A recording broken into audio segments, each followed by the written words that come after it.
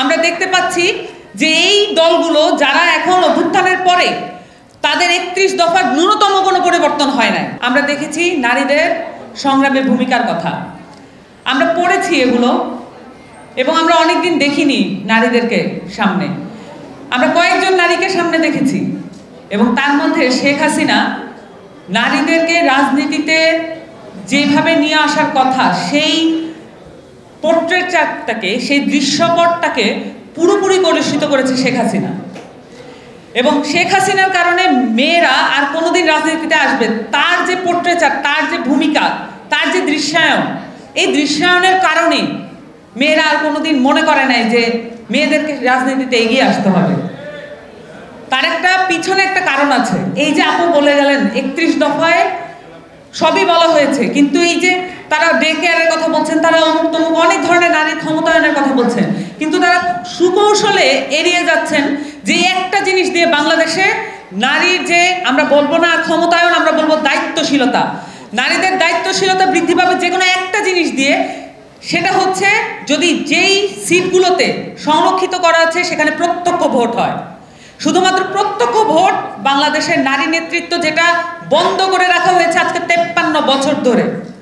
বাংলাদেশের মেয়েরা প্রত্যেকটা স্ট্রাগলে, প্রত্যেকটা সংগ্রামে অংশগ্রহণ করে, প্রত্যেকটা সংগ্রামে তার পুরো যে তার পলিটিক্যাল আইডেন্টিটি, পলিটিক্যাল এজেন্সি দিয়ে পুরো মুভমেন্টটা চেঞ্জ করে দেয়।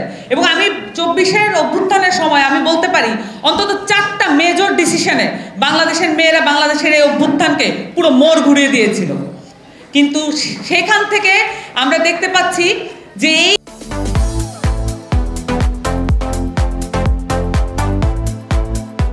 এই দলগুলো যারা এখন অভ্যুত্থানের পরে তাদের ৩১ দফার ন্যূনতম কোনো পরিবর্তন হয় নাই। আমরা আশা করি তারা সেটা করবেন, কিন্তু ন্যূনতম পরিবর্তন আমরা দেখতে পাচ্ছি না। সেখান থেকে এই নারীদেরকে দায়িত্বশীলতার জায়গায় নিয়ে আসার জন্য একটা মাত্র যে দাবি আমাদের, আমরা বলেছি যে প্রত্যক্ষ ভোট, 100 আসন, 100 আসনে মেয়েরা, নারীদের সাথে নারীরা প্রতিযোগিতা করবেন। এবং এই প্রতিযোগিতার মধ্য দিয়ে আমরা বাংলাদেশে নতুন করে নারীদের নেতৃত্ব তুলে আনার একটা নতুন প্রচেষ্টা আমরা দেখতে পাবো। এবং অলরেডি বাংলাদেশের এই 24-এর ছাত্র জনতার অভ্যুত্থান, নারীদের অংশগ্রহণের মধ্য দিয়ে ছাত্র জনতার এই অভ্যুত্থান বাংলাদেশের রাজনীতির পট পরিবর্তন করে ফেলেছে। শুধু সেটা উপলব্ধি করতে পারছে না রাজনৈতিক বিভিন্ন দলগুলো। এবং এখানে বাংলাদেশের নারীদেরকে সামনের সারিতে রাখা ছাড়া, নারীদেরকে সিদ্ধান্ত গ্রহণের ভূমিকা রাখা ছাড়া আর কোনো রাজনৈতিক দল ফাংশন করতে পারবে না।